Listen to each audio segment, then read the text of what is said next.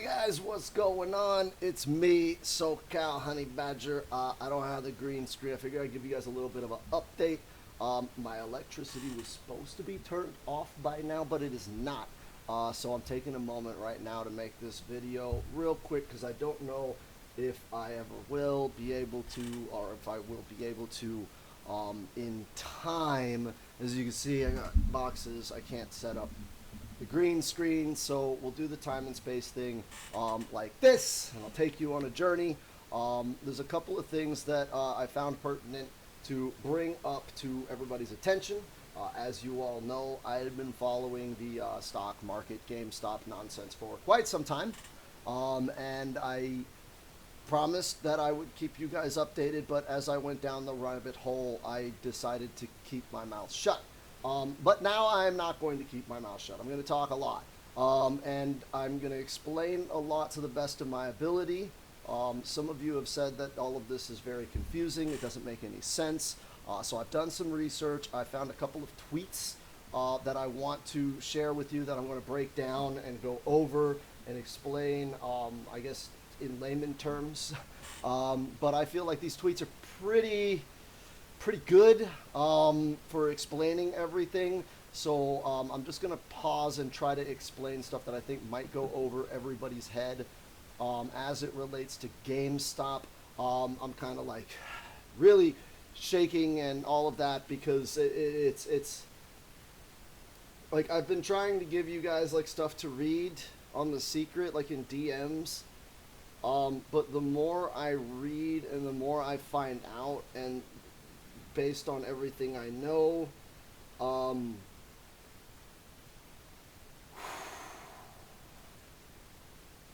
this is really, really hard to process right now. I'm a Christian and I do believe in miracles. And if this is real, then holy crap, have we found a miracle. So yeah, a lot of this sounds crazy, and it is. So I'm gonna let somebody else explain it. So like I said, there's a couple of things I want to go over. First of all, this is my video that I made many years ago. So we'll click it here. This. Yeah, look, there's me looking younger and more attractive. This is also when I had both my legs working. But as you can see, most of you did not watch it. But look at that date, bro. The last time I posted about GameStop was January 27th, 2021. And that's what blew my mind. Was like, dude, I've been following this from the start. I literally made this video and then posted it, and then January 28th, 2021 happened, and it's just kind of like blowing my mind, like, holy crap. January 28th, 2021 is when the GameStop sneeze happened, and a whole bunch of people made a whole lot of money, and a whole lot of people lost a whole lot of money, and it's just kind of crazy that I put out my video literally the day before it happened, and now I'm doing the same thing. So I'm gonna be pulling up every brokerage app in the morning. Yeah, I'm gonna post this video as soon as I get done recording it, and I'm not gonna edit or any of that. And yeah, if I have the magic touch, then tomorrow will be pretty wild. What is today? Is today a Thursday? Today is a Thursday. Are you kidding me? Tomorrow's Friday. Option chains for $30 expire. So I've been tweeting out that now that Deep F Value has come back, I've been retweeting all of his, watching all of his videos, trying to decipher what the hell he's talking about, and yeah, there's a lot of crazy stuff going on, and option chains are a big deal this week. So the highest option that was available to expire this week was $30. That chain, so like GameStop passed $30, so that options chain is in the money, and there's a lot of options out ready to cash in tomorrow. So I'm not trying to say that I'm like the magic monkey and this shit's gonna fly tomorrow, but if it does, there's precedent, and it would probably be due to the $30 option chain I've been trying to talk about in my Discord. So yeah, that's what I believe is going to cause some runs tomorrow. I believe that there was a big short attack today to drive it under $30. Those options that expire tomorrow for $30, they expire worthless at 1 o'clock. So if anything is going to happen, it has to happen before 1 o'clock Pacific Standard Time tomorrow. So yeah, I'll be watching the stonks, but let's get to these videos. They're kind of long, and he really breaks it down for the layman. So I'm gonna kind of let him go. It's this man Ian Carroll. I'll probably put the link to his Twitter in the description. I don't know a whole lot about him. If I click on him, he's named Cancel Cloco, and he runs a clothing company. With excuse me, I'm burping because I took the Pepsi plunge for the CM Punk DLC. Even though I'm more of a Sandman fan, I don't want to drink any beer right now. But yeah, this guy apparently is some kind of it looks like he's fighting globalism or something. Maybe he's like a Alex Jones kind of guy, or I guess if he's not a if he's a progressive, he'd be like a Hassan Piker or something. I don't know. Oh, look, he's followed by a lot of my friends. Yeah. So that's kind of cool. Oh, he's followed by Gutex. Oh, I'm going to get canceled now. I know Gutex, and I've met him many times, and I stand by the fact that in person, he has always been wonderful to me. He was one of the few fighting game pros that was one of the first to really teach me stuff and just be cool and shoot the breeze. So I have a lot of respect for Gutex, but he's not a popular guy. A lot of people don't like him because he's kind of on the deep end of like conservative conspiracy theories. So that does tell me a lot about this guy. But as I always tell you guys, which I just followed him right now, never ever judge the source of information, okay? In these times, right, where you have Republicans and Democrats and everybody is fighting everybody, you need to be open-minded to take information from everywhere. And that's why I talk to you guys about the moral compass, right? As long as you have a moral compass with which to follow, which I get mine from Jesus, right? But if you have a compass from which to follow, then you can navigate the bullshit from both sides. But you need to be exposed to both sides, okay? You need to watch Hassan if you're a conservative, and you need to watch Alex Jones if you're a liberal, because it's just common knowledge, know your enemy. Right? So that's what I know of this guy, other than I found these tweets today, I watched them, and he really does do a very, very good breakdown of everything that has been happening. So again, you see this. I've been following this for 3 years, okay? 3 years.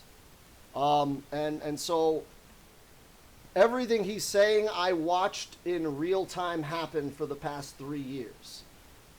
So if it's a lot to take in, know that I've been taking it in the whole time and kind of been having my perception of reality distorted at a very disturbing level. Because if what I'm seeing in public documents and government reports is true, yeah, man, let's just hear it, okay? So this homie said, I can't believe this GameStop thing is still going on. Can someone explain it to me? I love Ian and everything he stands for, but I literally have no idea what this is about or how one stock could have any real effect on impacting ultra wealthy people. I'm down. Okay, so let me just stop this here because I know that's definitely one of the big issues with the whole GameStop thing. A lot of you have straight up called me a cultist, um, and that's the issue is that this sounds too absurd to be real. Um, and quite possibly it is too absurd to be real. But sometimes you have to accept reality even if it hurts. Okay, sometimes you have to look at the real world and say, yo, what you're saying is not what I'm seeing. Even though what I'm seeing is absolutely absurd, you're telling me that that's not happening.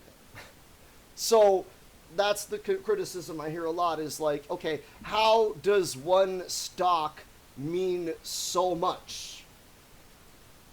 And the key to this play, those of you that have known me for a while know that I worked for banks for about almost 10 years. And I never got deep high into banking. I was low level, right? I got to like an assistant manager, okay, which, you know, I guess that's prestigious to be the assistant manager at a bank. You guys are always impressed with that, but I'm like, I just made schedules for like breaks and shit, all right? But what I did was I talked to the people that were above me and learned a lot. And that's why when I left the bank, a lot of my supervisors and superiors were sad to see me go. They didn't want me to quit because they were like, you really, really like this stuff, this nerdy math money stuff, and we don't have a lot of people with your kind of passion, but all right. And so the basis of this thesis is, or at least from my perspective is Wall Street ignorant, evil, and greedy enough for this to have been allowed to happen? And so from my perspective, working within that industry and being trained under one of the best financial advisors in all of Southern California, like personally, I can call this guy and like you got to pay thousands of dollars to get 10 of his minutes. And I spent hours in this guy's office just talking about the market and learning. And yeah, I've come to the conclusion that yes, most of Wall Street is ignorant, evil, and greedy enough to have allowed this to happen on a clerical technicality. Those of you that want to go deeper into the philosophical rabbit hole, I suggest you look up the concept called the venality of evil. That kind of explains how this mechanically could have happened. Like, how could this have happened? And it's the venality of evil. It's not my job and it's above my pay grade, so I don't care. And this happened at an exponential level. This video is going to break it down play by play, how this got to be so absurd. So let's continue because there's 10 minutes of this. To help, I just need to understand what's going on. I got you, Matt. I'm gonna try to put it all into one video right now. I've made lots of videos about pieces of this, but I'm gonna try to like actually explain the real thesis of what's going on and why GameStop very well could affect the entire market, bring down corrupt financial institutions on a big scale. But I gotta put my hair up for this one. I had to do it too. I got a hat. Don't get scared of charts. We're gonna keep it really simple. When you buy stocks normally, you're buying at a lower price and you're hoping it goes up so you can sell it and make some money, right? Well, there's no rule in the stock market that says you're not allowed to like borrow something from someone, right? So you're allowed to borrow shares from your homie. And if you borrow something, you're allowed to do what you want with it, right? Like I can borrow some shares and then sell them on the market right now. I just have to return them later to make sure that homie gets his shares back, right? So you're allowed to do this thing called short selling where you borrow some shares from whoever right now and you sell them at the market right now, hoping actually the price will go down. And then later you'll buy some and return them to your homie. And you actually make money because you return them for less money than you actually made when you sold them in the first place. So this is like a very simple breakdown of how stocks kind of work. There's always two sides to every trade. I covered this in my first video, but that's a very good review for those of you that didn't watch my first video. Okay, there's two kinds of trades. There is long and there is short. Okay, that's the big and small. Long is I'm going to buy it and hold it long term to sell it for a profit. Short is I'm going to borrow it and sell it now for short term profit when it tanks, and then buy it back at a lower price, return what I borrowed, blah, blah, blah. He did it, okay? We're going on. So short selling is this thing where you can bet the market will go down, and it's like taking out a loan, and when the market goes down, then you close out the loan and you make some money. You have to pay a little interest to keep that loan open, but you can make a lot of money doing that, especially if you see a company that's like obviously going to die because it's a failing business model and you want to make some money while it dies. He doesn't cover the interest later in the video, so I'll stop it here and I'll go over it. Whenever you do a short sale, generally speaking, there is a price that you have to pay at a regular interval to keep that short sale open. So if I wanted to short sale GameStop, I borrow one from a bank, I sell it on the market, and then until I return their share, I have to pay a fee. Usually it's very, very minuscule. The problem is when you start doing this exponentially. If I short GameStop and I pay 0.001%, but I do that 1,000 times or whatever, it ends up becoming 1% now. But you want to be really careful, because if you have all these loans open and you're paying interest to keep your loans open, you're hoping the price goes down, but then it starts to go up a lot, you could lose a lot of money because you'd have to buy them all back at a higher price to pay back your loan, and you had to pay interest to keep your loan open. And prices can go up infinitely, theoretically. That's the absurd part. Let's continue. So short selling is pretty dangerous, and everyone knows that. And back in the 90s, all these rich people like at Bain Capital, like Mitt Romney, they realized that they can actually take companies down from the inside. That's right, guys. Republicans were part of this, but this is not a political video. We'll get to the other side soon enough. And basically loot a company from the inside, take all its money, give it to them and their buddies, the shareholders, and then bankrupt it and leave. And there's not really any consequences. You just buy into the company, buy a bunch of shares, get yourself on the board, take it over, start hiring people that'll do what you want, mismanage it, do a bunch of buybacks so the money gets paid back out to you and the shareholder buddies, and you can really just mismanage the company into the ground and basically loot it for all it's worth. And when it goes bankrupt, it's like, oh well, whoopsies, it was destined to fail, we'll just move on to the next company, whatever, my mistake. And just hearing them say that again, I'm sorry, it just fills me with rage, because like for the past 3 years of GameStop, we've been watching other companies fall, and we've gone back and done research to see where these tactics were used elsewhere, and some of the stuff that like he's going to cover right now is infuriating, because there are things that I personally enjoyed that are gone now. Okay, they're you see the Jeffrey behind him. Okay, we'll get to that.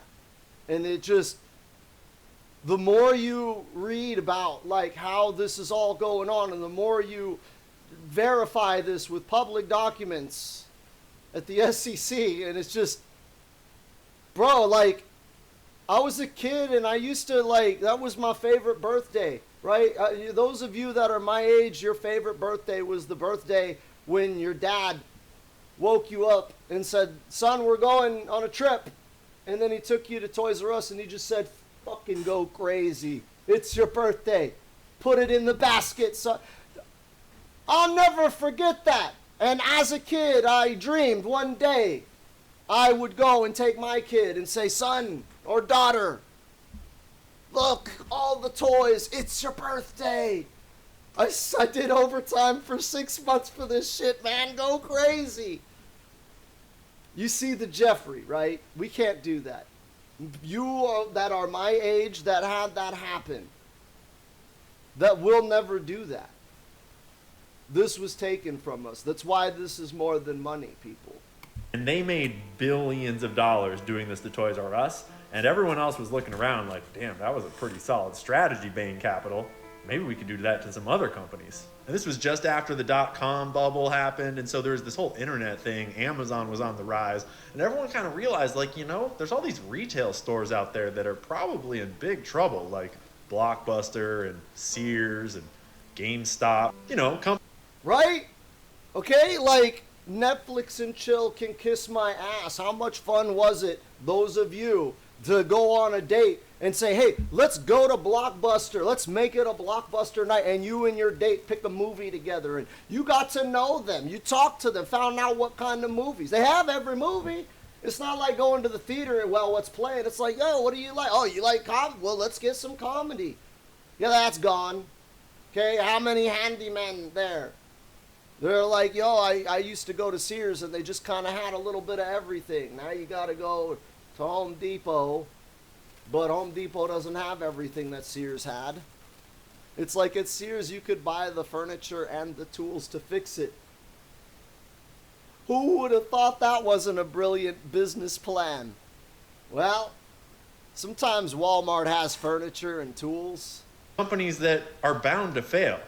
So why don't we make them fail faster and profit off of that? Plus, it turns out that these dudes that work at places like Bain Capital that can take these places down from the inside out, turns out they have a lot of friends in the market that like to short sell. Amazon. And the thing about supply and demand is when I'm borrowing like thousands and thousands. Guys, draw the lines, okay? You all notice how this shit started going on right as Amazon was coming up. Jeff Bezos brags about doing this shit. Like, go look. Go on YouTube. You can find videos of him bragging about doing this to build Amazon. Destroying brick and mortar retail. Thousands and thousands of shares and selling them into the market right now. All that selling actually makes the price of the stock go down. Because, like, when everyone's selling something, it gets valued less. But when everyone wants to buy something, the value goes up, right? So short selling actually makes a stock's price go down. And these guys realize that, like, you like to make money when stocks go down, and I like to make money when companies get destroyed. And when we do those both at the same time, everybody wins. Except the company, of course. And then it turned out they were like, hey, we both know a lot of people in the mainstream media that like to report on failing companies. The kinds of reports that make investors scared and make them want to sell a stock. And they realized they kind of had the dream team for bankrupting companies, and they could all make money on the way down, and no one would ever stop them because it's kind of legal. And it actually started to work so well that they started to get really greedy. And they started to naked short sell, which means like no one's checking if we're even borrowing these shares that we're borrowing in order to short sell. This has been confirmed by Congress and the SEC. They call it market maker privileges. He even has Melvin Capital on the screen. They can do this legally. So why even borrow them? We can just short sell shares and say we borrowed them, and the company's going to go bankrupt anyways. And when it does go bankrupt, we don't even need to pay that loan back because there's no shares to give back. They're gone. And fun fact, it's all tax-free money too, because there's no company the shares are gone. Free money. So some of them got really greedy and started selling without even borrowing the shares in the first place. But we'll come back to that in just a second. Because the other thing that's important to realize about the stock market is it's like this big casino game now. So it's not like the big boys aren't just playing with like a share of a company. They're playing with these things that are called derivatives, which is like leveraging your assets. Which were legalized under the Clinton administration. So that's the other half of the politics here, right? You got Bain Capital with Mitt Romney, the Republican, being able to run roughshod over the Wall Street market however they please, using laws that were put in place by the Clinton administration and the Democrats. You see how I'm saying that this isn't political, man? Like, there are Democrats that are well aware of this and trying to fight this with us. There are Republicans that are well aware of this and trying to fight this with us. But there are also Democrats and Republicans that are evil pieces of shit too. To take out loans to like make big plays, big gambles. So they use all these special kinds of contracts where like they put up collateral in order for their bank or whoever to let them trade on a whole bunch of extra money they don't really have, but they've got collateral. So if it starts to go sideways, the bank can just take their collateral and it's all safe. But like this way, I can trade with 100 times the money of what I actually have. It's called leverage. And all these different tricks, they're called derivatives. And they let these big players gamble with huge positions in the market. So this now, when the stock moves by... To explain derivatives really, really quickly, a derivative that's like on options contracts, and so what they do is they give you control over, like in stocks, it would give you control of 100 shares, right? So if you have an option for Gamestop, then that option allows you to control 100 shares, all right? So you understand how if you're swinging options around, you're moving 100 shares at a time with each option swing. So, and when we're talking about Wall Street levels of trading, we're talking not one or two options like you or me do. We're talking like 10,000 options. And it's done at high frequencies. If you don't know what high frequency trading, they do like 10,000 trades in half a second. So you see how quickly these mass amounts of money move through the market through these derivatives that control the stocks. By $1, they're leveraged 100x. And so if the stock goes up by $1, they can make like 100x $1. Or if the stock goes down, vice versa. And this derivatives market has gotten really big, like hundreds of trillions of dollars.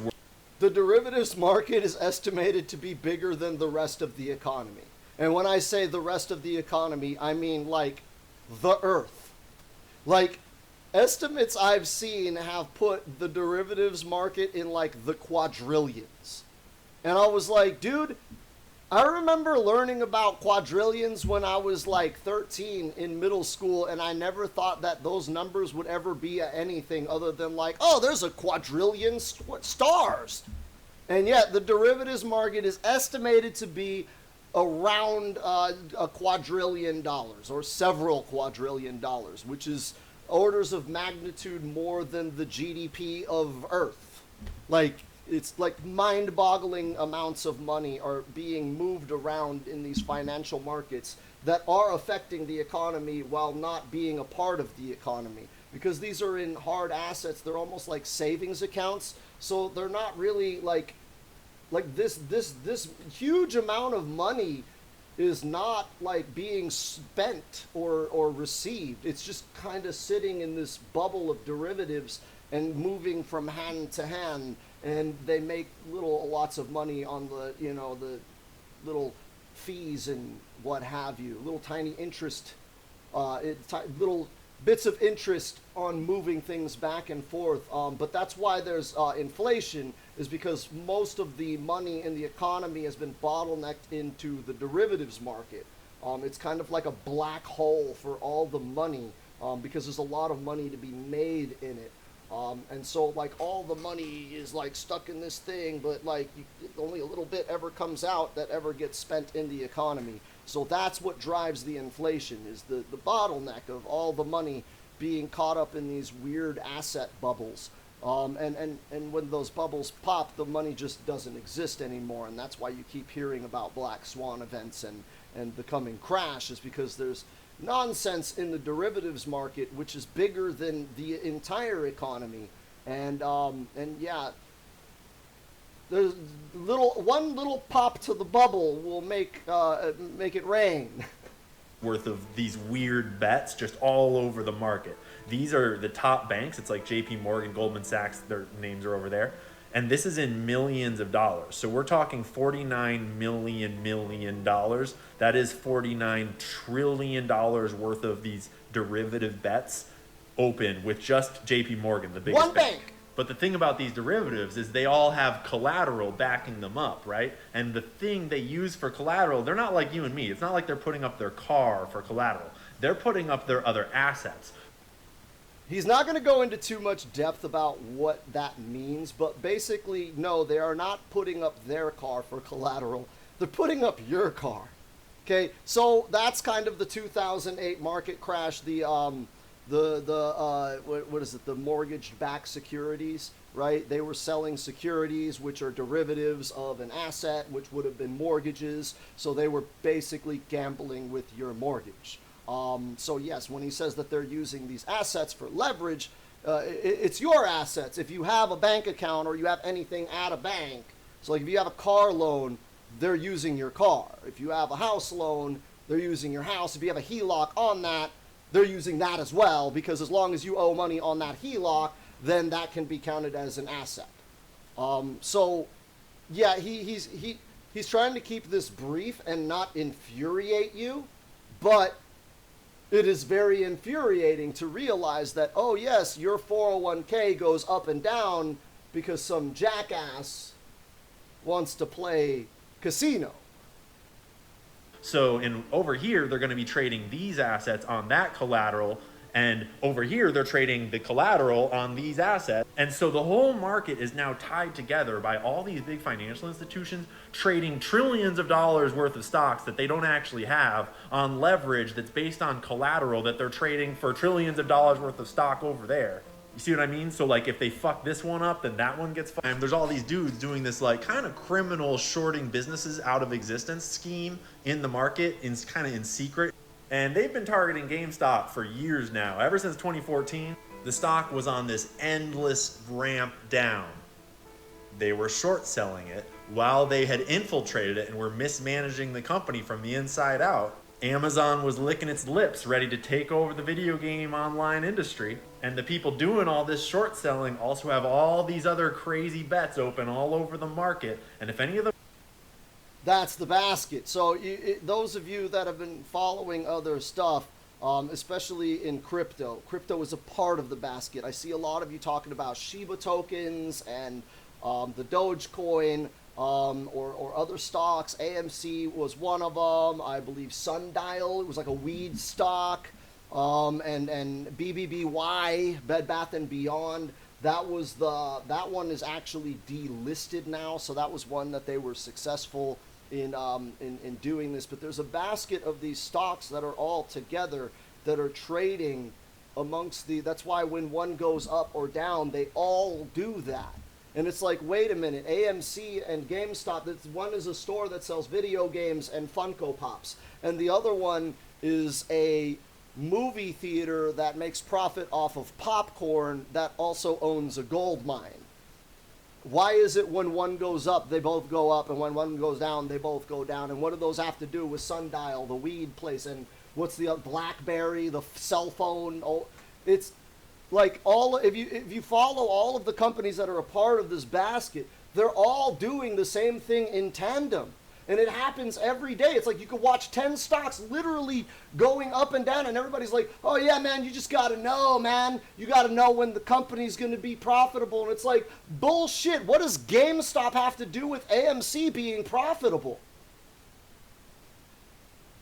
Pay attention. Them go wrong, a whole lot of things go wrong. And then out of nowhere, this random dude that would like live stream to 4 people about his investment thesis noticed that GameStop had a lot of short sellers, and it wasn't necessarily a bad company.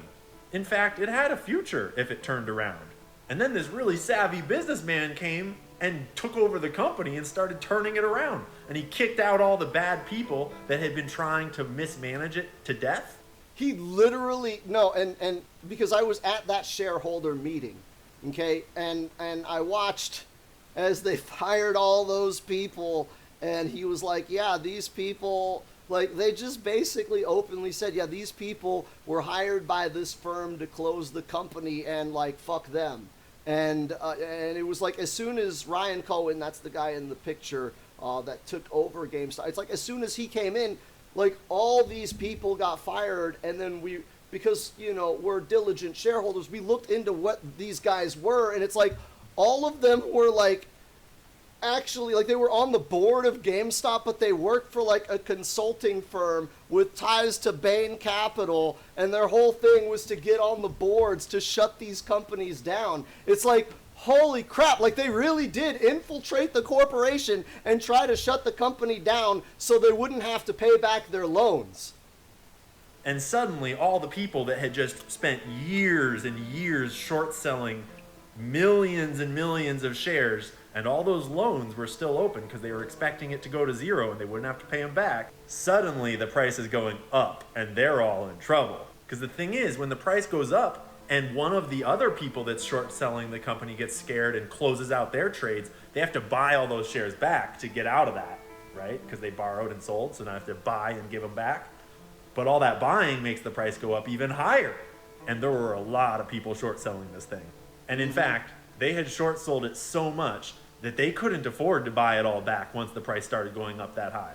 I mean, it was down to like 50 cents. And they were opening short sales at 50 cents. Today, Millions of short positions at 50 cents. they were at what, $60? They never closed any of those. Times millions and millions and millions of shares that you have to buy back. Each one will make the price go up. And the whole stock market is tied together by all these crazy financial derivatives, and everyone's balance sheets are actually kind of sketchy in the first place. Yeah, and we all realize that all we have to do is buy the shares and just hold on to them, because these guys need to buy them from us in order to close their trades out. Whoopsies. And you know, the more we thought about it, the more we realized, no, I don't really want to sell. Fuck you. So then they tried to trick us into thinking that they had already closed their positions and it was all over. And we were like, I'm pretty sure you're lying, dude. So we just held on for years. And it turns out we were right. Shorts never closed. And now we've all got the shares that they need in order to close. And you know, I still don't want to sell. Fuck you. So this homie. And that kind of breaks it all down. For the past 3 years, there's been a huge smear campaign to try to make us look all crazy because we exposed their bullshit. We caught them with their pants down, and it was just a waiting game. They basically thought that they could humiliate us and that we would just shut up and go away. But as you saw in the news this week, Deep Fucking Value, Roaring Kitty, Keith Gill, the same person, started tweeting. And the reason why that is significant is because he was the man that discovered the GameStop thesis and posted it. He's the one, the streamer. And it blew up from there. And so he was at the congressional hearing in front of the government explaining what happened. And you can go, and there are many live streams, you can go and watch. It was on CNN everywhere.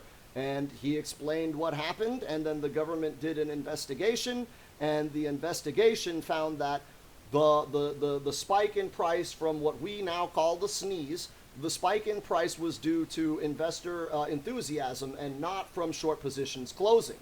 That was in the congressional report. That was their final finding. That was Congress saying, yeah, so we found that some weird stuff happened and it made the price go up, but it turns out it just, a lot of people really liked buying GameStop. That price had nothing to do with the short squeeze. It had nothing to do with the shorts closing. So they didn't close. None of them closed at all. So for 3 years, all of us have been saying, yo, they never closed. They have to close eventually.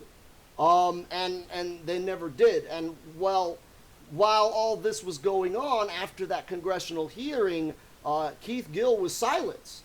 He did one last live stream and said, I'm buying. He made like $12 million that afternoon, bought a bunch of options, and then disappeared. And we haven't seen him since. And so it's like, okay, he had a meeting with Congress that led to a government report that said that the shorts didn't close and that the short squeeze is still a possibility. And now he's not talking. But the last time he talked, he bought like some exorbitant amount of GameStop and said, yep, I'll see you guys later. And so we've kind of all been like, okay, well, did he sell his stocks? What are we doing? What's going on? He hasn't said anything. Has he been silenced? Is he dead? You know, and we, through the sleuthing, found that he's not dead. He was just being private and didn't want to be bothered, so we left him alone. But then when he started tweeting, it's like, oh, it's on again. And as I look through, I see a lot of things intersecting this week, specifically tomorrow. If you've hung out with me, I've maybe talked to you guys about like things called the witching days. There's a lot of weird things overlapping right now that could cause a pretty wild catalyst up or down. Okay. And if you've been following it for years, you're expecting down, which is going to bring me to the next video. It's the same guy. Okay, but I really want you to listen. No to idea this, what this okay? is about or how one stock. This is the video I just watched. Here it is. So this should give you an idea of what you're dealing with if you want to pursue this any further. Look, he looks super disheveled. If you're thinking of buying GameStop right now, or you've bought in the last couple of days, there's something really important that you need to know. Like, don't buy any GameStop until you've seen this video. You are thinking about buying into the most heavily manipulated stock in probably the history of the stock market.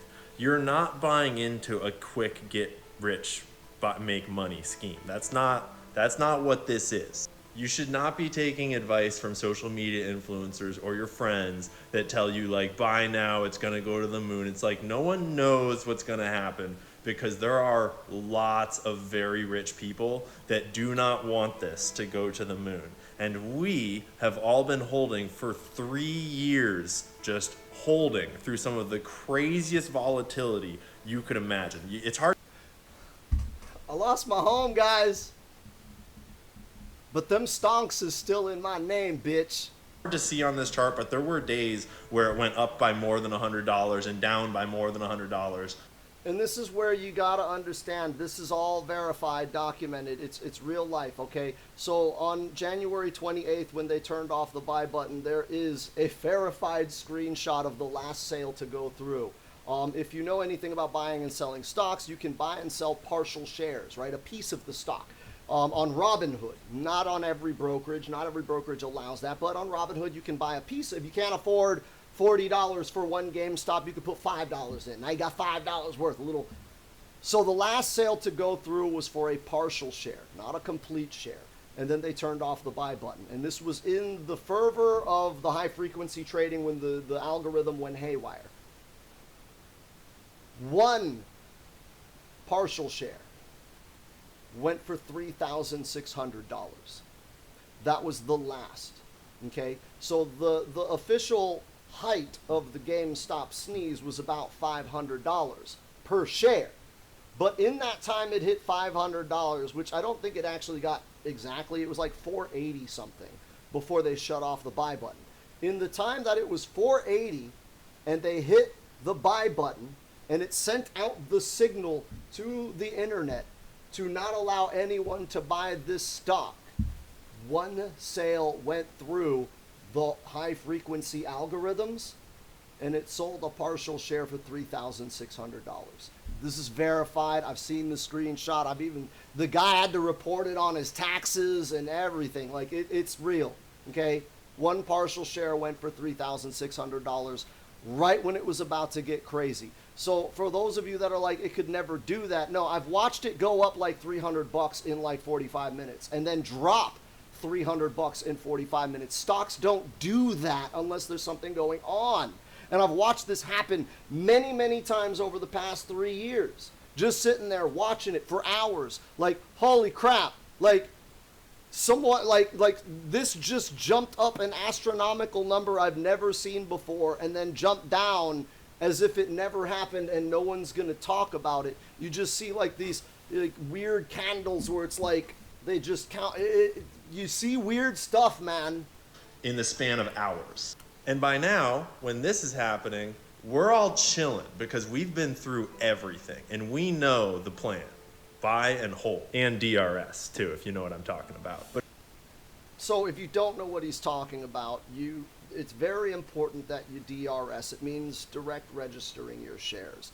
When you buy your shares through, like, this is the Webull app that he's using here, or any other brokerage, they're actually not held in your name. They're held in the brokerage's, what they call the street name. So like Robinhood has a bunch of stock, and when you buy a stock, like a GameStop, Robinhood says, okay, he wants one, so assign him one of the one that we've got.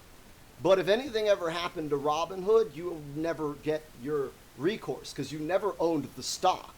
Okay, so if anything happens and Robinhood goes under, or listen, I never thought they'd turn off the buy button. I thought that that was illegal, and it is, and they did it anyways. So yeah, if you direct register your stock to, you have to go to a website called ComputerShare. You'll know it's the right one because their logo is a purple circle. That is the clearinghouse for GameStop Corporation that is based out of Houston, Texas. So you can verify that these, when GameStop issues stock, it goes to ComputerShare. They take the stock and they say, here's 500 stocks, and then ComputerShare says, okay, we got the stocks, let's throw them on the market. So when you buy them from that company, they're registered not in the name of the brokerage. They're registered in the name of you because you're buying them. That's as close as getting them directly from GameStop. And so if you're not directly registered, you don't own your shares, and we have no idea what's going to happen. I'm not going to tell you what to do, but you generally don't want to go un-DRS'd entirely. Maybe have one or two. It is a pain in the ass, and it takes like a week to do it initially. But once you set it up, it's just like buying stock anywhere else. But it is a pain in the ass to sell. And that's kind of the key, is if there's going to be any shenanigans, okay, people are like, well, couldn't they force you to sell it? Like, yeah, if you're on one of these brokerages like Webull or Robinhood, I didn't think they could turn off the button to buy stock. So yes, they could force you to sell it against your will. But not if it's tied to your social security number through the transfer agency. I got to call. If anything happens, I got to call them and say, hey, yeah, let one of those babies loose. And then it takes like a week before the sale even goes through. So it is a pain in the ass, and that money is locked away. It is like the hardest. It is very hard to get a hold of that money. It's not like I can like transfer it to my bank account. But yes, that's an extra layer of security in case of any shenanigans within the market. There are many theories about DRS, and that's why you should do your own research about it. But I think it doesn't hurt to have an extra level of security that guarantees your asset is tied to your social security number. Like, I would rather my asset be tied to my social security number than Robinhood. So that's just my personal thing. But again, some people, they don't want it to be hard to reach that money, and they have their reasons. But if you're looking for a stock to just like quickly get in and make a bunch of money on and get out and get rich, just be aware you are gambling. So I have done this. Okay, a lot of you are probably thinking, okay, if it does all these wild swings, well, why don't you play the swings? I did do that. That's how I was disabled for all of these years and had no money, and I was playing those swings. The problem is, like, if you're doing that in a brokerage, then that means you have stock in that brokerage, and that brokerage is shorting your stock. Okay, so all, like in the last video, all the banks are tied together doing this. So if you have your stock in a brokerage, that brokerage is using you as an asset to leverage getting more short sales. So that's the only way to day trade this thing to make money. So I stopped because that's kind of making things worse, like helping the bad guys by keeping my shares in that system. So I stopped day trading. But yes, you can make money. Do note that it is very, very volatile. You have to be very precise with your swing trades. And options are very, like, if you have an awesome oscillator, you can do options with it, but I've pulled out of all of that, man. Like, I don't want to be a part of the bad guys. In a casino.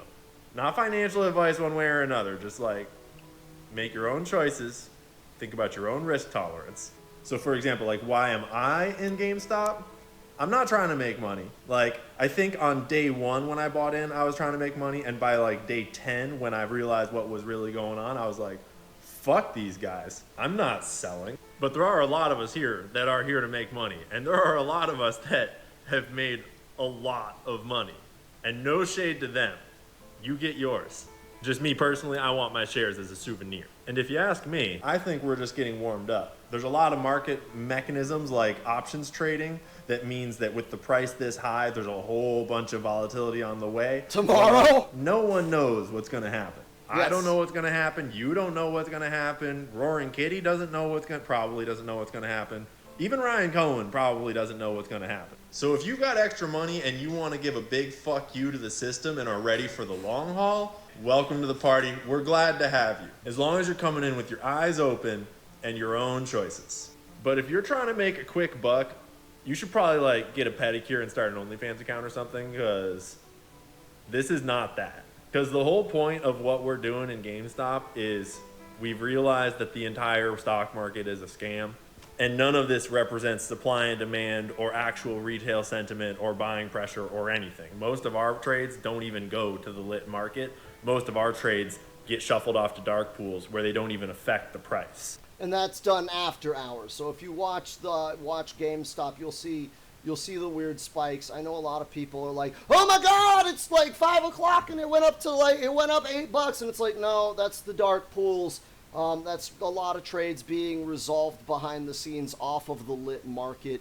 Totally legal, by the way, not necessarily ethical, but nobody got rich being ethical, right? This isn't happening because we're all buying because of Roaring Kitty. That's not how the market works. Especially not how GameStop works. Yeah. This is happening because of something else that we aren't really sure what's going on. And everyone's got their theories, but like, who knows? Yeah, I've got like just 10 fair theories. warning. You need to know what you're getting into if you're getting into it. We've all been into it for years and we're not going anywhere. And the story is definitely not over. I just thought you should know what the story is before you go YOLOing a bunch of money expecting instant gains or something. I mean, life-changing money is definitely on the table. It's just, you never know how long it's going to take. And if you want a more detailed description of like what the fraud we're talking about is and what's really going on. Okay, so what he starts talking about the video we just watched. I kind of played them for you out of order. But yes, so that's the one I wanted to really end this on, is if you are thinking of getting involved in this, know that I joke about this being like the actual Civil War, but it is, and it's been a fight, like watching this and tracking and just following up. Like I've read so many financial reports and government documents in these past 3 years that like I should have a degree. And it's just like, here's the deal. If the stock squeezes, it can go up to an infinite amount. And if you are long on the stock, when it goes up to an infinite amount, you get that infinite amount. During a squeeze, due to high frequency trading and the law, they have to respect the trades that they're long and short on. So if you are already a shareholder, like some people are, you don't have to do anything but wait for this to get interesting. And if you're thinking of getting on and being a shareholder, just recognize that nobody knows anything, okay? I know a lot. I know probably more than I should. I know more than I've told you, and I know a lot more than I'm willing to share. But nobody knows everything. And there are a lot of key pieces that are missing. The only thing you need to know is that it is confirmed that the stock has been over-shorted at least 100%, which would be double the number of shares that exist, and that those who have done that several times over, and that they have never closed their positions. So they are still on the hook for a number of shares that no one can afford to buy. So we joke about like the infinite money glitch, but we have no idea how this is going to resolve, because as it stands right now, if you follow actual market mechanisms, GameStop is actually worth more per share than there actually is in the market. I don't know how that's going to work out.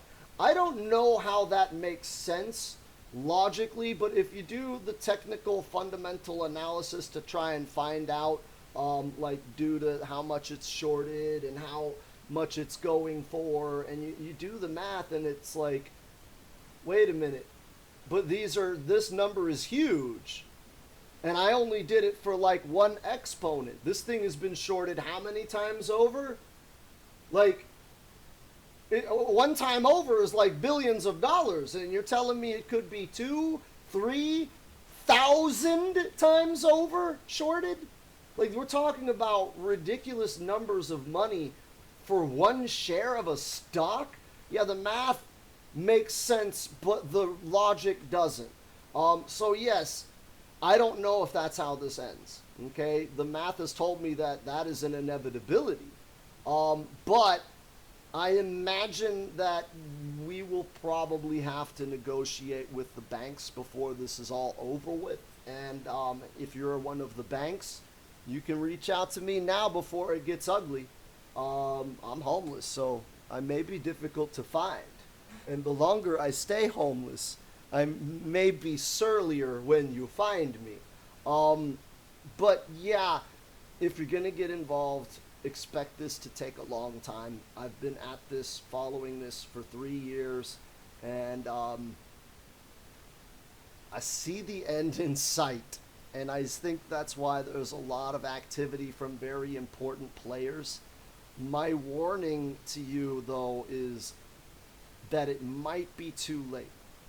From what I gather, people are having a hard time getting trades to go through ComputerShare, which means ComputerShare is having a hard time selling shares. That's where the shares come from. So if they can't sell you shares, that means there are no shares. And as soon as that hits the public that there are no shares, yeah, that's just financial apocalypse. Like that's the black swan. So no one knows how this is going to end because nothing like this has ever happened. The closest thing was the Volkswagen short squeeze of, I believe, 2010. So go ahead and research that. That was the one time in history that this almost happened, but the people who were involved decided to not let it happen. But see, now we're in a situation where this could happen again, and it's not two corporations and a bank negotiating it. It's a corporation, a bank, and people like us. And so the reason why I am involved is because if this pans out the way it should, this is the first time ever a regular guy like me is going to have banks have to do what I say. So I'm looking forward to that. But it's not been easy, and everyone thinks I'm crazy, and most of you aren't going to watch this video anyways. So if you watched it and you like fighting games, like, comment, and subscribe, because that's what I usually do. I'll be back to making videos and streams when I have a place, but my electricity could turn off like literally any second now, so I need to continue putting things in boxes. See you later. All right.